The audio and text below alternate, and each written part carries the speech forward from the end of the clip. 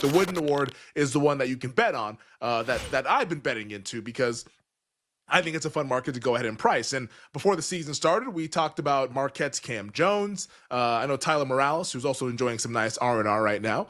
He talked about Johni Broome, the Auburn big man. And that was a guy that I was very open to. I was like, yeah, Johni Broome can definitely win. I just want the bigger price on Cam Jones. And then about 10 days into the season, I said, I need to get some Johni Broome because this dude is playing like on another level, and the team is also like best team in the country. So best player, best team. You can see how that narrative would sort of craft. So we are invested in Johni Broome as we're kind of taking on the freshman phenom of the Duke Blue Devils, that being Cooper Flagg. But right now over at BetMGM, Cooper Flagg is your favorite, minus 160. Johni Broome is even money. Braden Smith, the Purdue guard, is next guy. He's like at 100 to 1. Like, it's a two-horse race. Like, the betting market's telling you it's a two-horse race. Anybody who talks about the sport is also telling you that is a two-horse race. But I don't think the betting market has the right horse in the lead, because I would make the argument, and I don't have a vote, and like I don't like, I would make the argument, and a lot of people have been making this argument, which is why I think it's prescient, is that Johni Broome, in the eyes of a lot of voters or voter types or big name college basketball people, he's actually the front runner to win National Player of the Year. I'll go back a couple of weeks to the Duke North Carolina broadcast, watching that game like anybody who likes college basketball. But Jay Billis, Duke guy, on the broadcast, and in a game where Cooper Flagg was awesome and Duke was awesome, he was asked by Dan Schulman, hey, who's the National Player of the Year? He said it's close, but right now it's Johni Broome. Like, on that same broadcast at halftime, Jay Williams, Reese Davis, they all agreed that it was Johni Broome. And after Saturday, when Johni Broome put up 19 and 14 with 5 assists and like 4 blocks or whatever against Alabama, a lot of people coming out of that game, in a game where the number 1 team beat the number 2 team, were saying, oh, Johni Broome, National Player of the Year. But the betting market is still enamored, and for good reason, by Cooper Flagg, because he's like the NBA prospect. And like, just frankly, as somebody who's invested in Johni Broome, I watched the two play. Cooper Flagg's a better player. Like, he is. He's a better basketball player. That's just a fact. But that's not what this award is. It's just the Wooden Award for National Player of the Year in college basketball.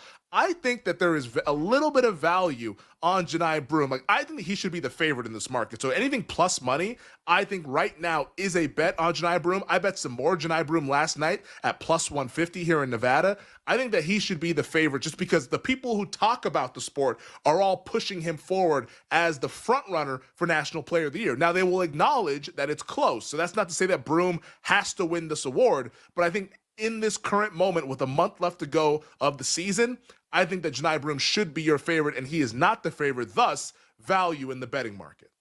Agree with your assessment. And the reason is because you're not saying I would vote for Johni Broome.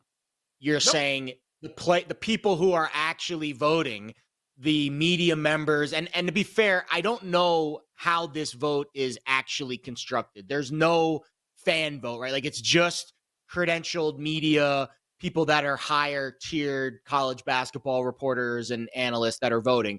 And I say this to anyone who wants to bet on an awards market. And we talk a lot about this in the NFL. I know you guys are all over this comeback player of the year, MVP, offensive player of the year. I know these are discussions you guys have all the time, so I know you are aware of this. But for the audience, you have to remove your personal opinions. What you think is irrelevant. You are betting on what the voters think. And you have to remove your personal bias towards player A or player B, and you have to, kind of like being John Malkovich, enter into the mind of the voter. This is what the voter is telling you. That's why when we do the NBA awards and you guys get the straw polls from Tim Bontemps, that is like manna in the desert when you are trying to figure out who is winning these awards, because that is the voters actually telling you, here is who I'm voting for.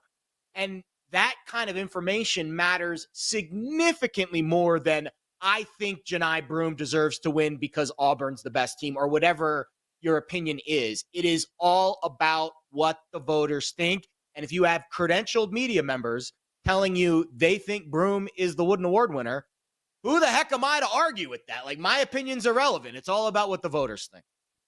Oh, 100%. And it started to like get more into the correct zone because this was happening like the Jay Billis commentary and the Jay Williams commentary during the Duke North Carolina game. At that point, Broome was like plus 350 and Flagg was plus six or minus 600 because if you remember, Oh, like wow. Broome had the ankle He injury, had the which like injury. because he was the front runner for the award. He was like I think got up to as high as like minus 300 or so. Like once we got into like conference play because everybody was raving about Johni Broome and this Auburn team, but then he turned his ankle, and on that same day that he turned his ankle, Cooper Flagg went for 40 plus. I think it was against like Wake Forest or somebody, and then that all of a sudden the market flipped, and then everybody went crazy with Cooper Flagg because there was uncertainty about when Johni Broome would actually be coming back. But now that Broome is back, and he's not even 100%. Like if you watch Auburn play, like you see him kind of out there hobbling around a little bit, gutting out these performances. But I almost think that he's getting extra credit for doing that. Like oh wow, like on a bum ankle, went for 19 and 14 and 5 assists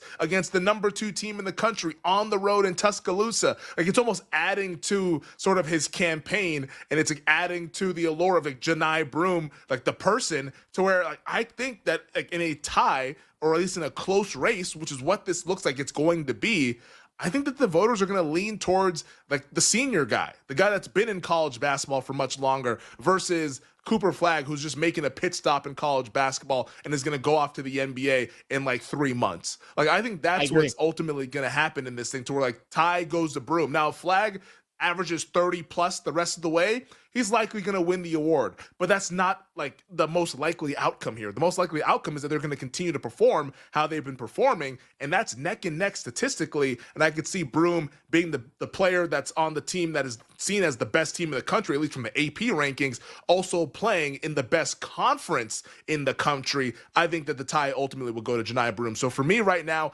I think it's a bet on Broome. I think that right now he should probably be, I would say like minus 175, maybe Flagg plus 140. Like that's how I would price the market, and that's not how it is priced. So I think you should be betting Johni Broome if you have nothing into this market. Yeah, and I think the key is the conference. Like if you're handicapping the seasons that these two gentlemen have had, and you're looking at the ACC and the night in, night out, like Cooper Flagg last night, I watched the first half of that Virginia game. You really Mm-hmm. only needed to watch the first 10 minutes. I mean, it was like a hot knife through butter. Horrendous. Whereas in the SEC, you're dealing with grown men and athletes on a level that the ACC just isn't experiencing. And I think over the long haul, that's where, again, I don't have a vote in this award, but if I did, I would give for every point Cooper Flagg scores, it's like 1.1 points for Broome because he's playing in a conference that's just slightly 10%, 15% more difficult. And on a night in, night out basis, I think that adds up over time. I see a market here in Nevada that has Cooper Flagg at minus 450 and Yep. Johni Broome at plus 150.